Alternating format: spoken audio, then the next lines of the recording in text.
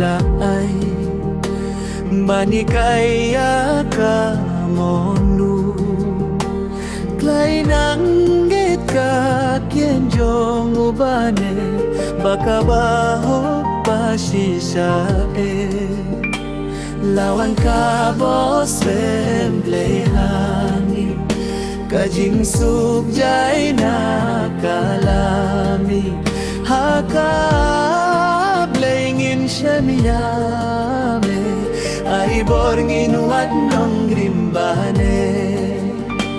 labu kaporyang abanyap lekidi kaya nga kamlak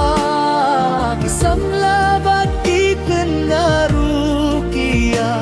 pantrengan tutsu ngan sumaria ki porbasa tuan minsin pengkayana tanglap ka jingyap ngam lafay kaayong wajing mablaway.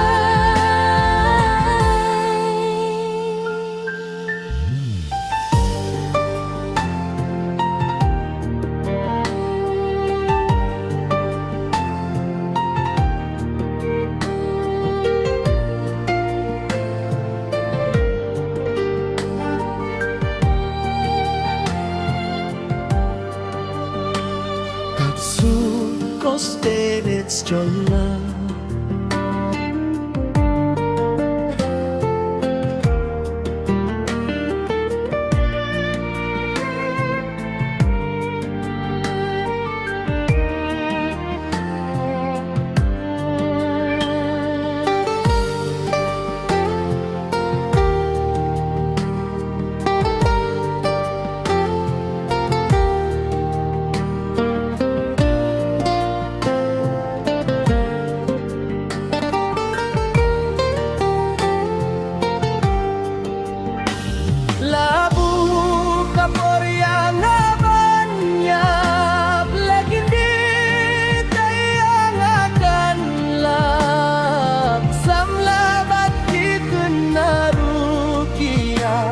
ban krengan